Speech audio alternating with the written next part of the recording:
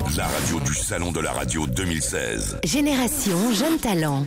C'est le Before, effectivement. Dans un court instant, on pourra vous permettre d'assister à la finale. Mais pour l'instant, Sophie Tapie est dans la place. Après la musique. Donc on la laisse, oui, la musique d'abord.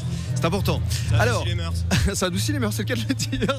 Alors je suis entouré de deux journalistes. Alors c'est très amusant parce qu'ils travaillent tous les deux sur deux antennes complètement différentes et distinctes, deux radios généralistes, RTL, RMC. Et pourtant, ce sont des camarades. Ils se côtoient dans la vie. Quentin Vinet d'RTL, bonsoir Quentin. Bonsoir Rémi. Arnaud Souk d'RMC, bonsoir Arnaud. Bonsoir Rémi. Arnaud qui fait de la radio mais aussi de la télévision, on te voit de temps en temps RMC, BFM, sur RMC Découverte aussi. Forcément parce que c'est un peu le même groupe. Absolument. Donc ça c'est la même maison. Ça peut servir. Absolument. C'est important. Alors d'abord parlez-nous de vous. D'abord Quentin. J'ai fait une formation en alternance. J'ai été fouillé sur internet, j'ai vu sur le site de l'ESJ qu'il y avait une formation en alternance. Ils ont accepté de me prendre, Radio France a accepté de me prendre et du coup j'ai 23 ans, j'ai fait 4 ans Radio France et là ça fait presque un an que je suis à RTL rue Bayard. Et alors comment est-ce que tu es arrivé justement à RTL ? T'as envoyé tout simplement une maquette ou alors tu connaissais du monde là-bas ? Par le plus grand des hasards, allons-nous dire. C'est-à-dire ?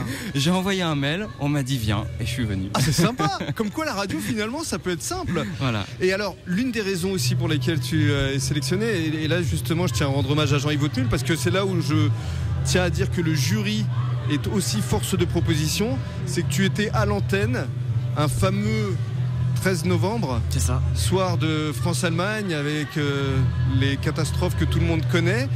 Et c'était un de tes premiers... Tiens, ça faisait combien de temps que tu étais à RTL ? Depuis le mois de mai. Depuis le mois de mai. Ouais. Et il s'avérait par le hasard des plannings que je me suis retrouvé à faire les flashs.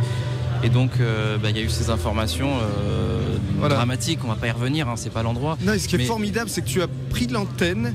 Et tout à coup, tu avais à côté de toi des cadors d'RTL comme Jean-Alphonse Richard et bien d'autres, Christophe Paco qui était évidemment au Stade de France. Au Stade de France, ouais. Et la maîtrise dont tu as fait preuve pour harmoniser tous ces journalistes chevronnés de cette grande maison qui est RTL, vraiment mérite le respect. C'est pour ça qu'on était quand même très fiers de te voir parmi les finalistes de cette édition 2015-2016. Je vous en remercie, oui, 2016.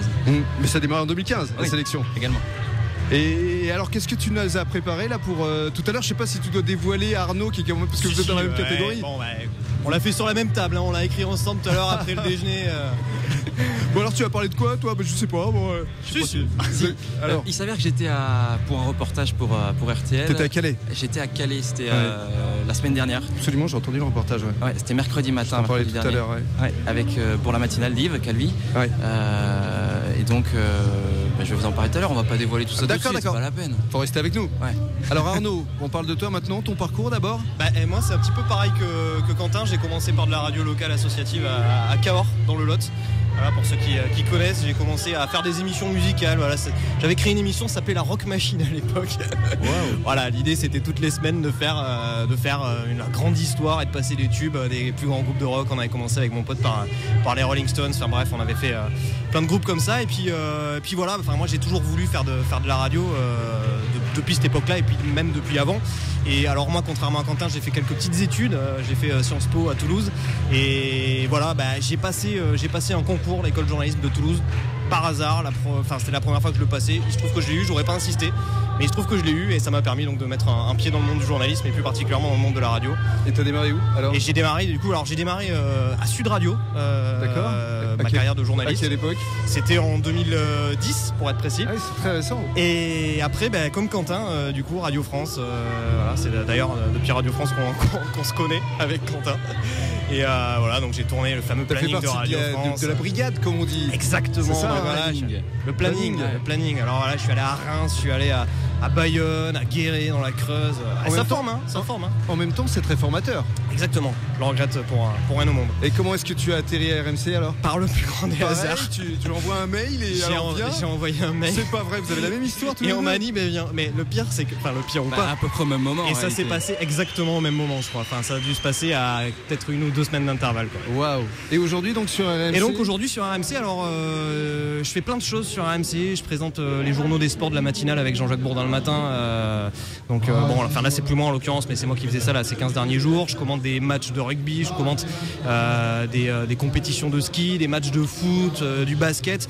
Et je trouve qu'il y a quelque chose qui est très drôle quand même, c'est que je sais pas si les sportifs connaîtront peut-être pas trop ça, mais il y a un certain consultant qui s'appelle, tu vas m'aider, son nom m'échappe, un certain Denis, je crois. Un certain Denis Charvet qui est un ancien grand rugbyman, hein, C'est vrai. qui est cadurcien comme moi de Cahors. Et on a commencé dans le même club de rugby tous les deux, alors évidemment à 25 ans d'intervalle parce qu'il a 25 ans de plus que moi, et on s'est retrouvés au mois de novembre à commenter un match ensemble, un match de rugby ensemble. D'accord. C'est quand même très rigolo. Ça aussi.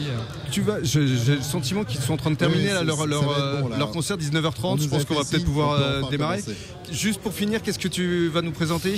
Je vais vous parler de mon meilleur moment de sport, et mon meilleur moment de sport, c'est pas celui forcément que vous attendez, ça je l'ai vécu au Cambodge quand j'ai été reporter au Cambodge. Ça s'appelle un beau teaser. Voilà David pour ce qui est du before. Maintenant je crois qu'on va passer de l'autre côté de la scène. Et on va se retrouver dans quelques instants pour la suite et pour ce qui nous concerne des jeunes talents. En duplex pour la grande finale des jeunes talents de la radio et de la télévision. Merci David, à tout de suite.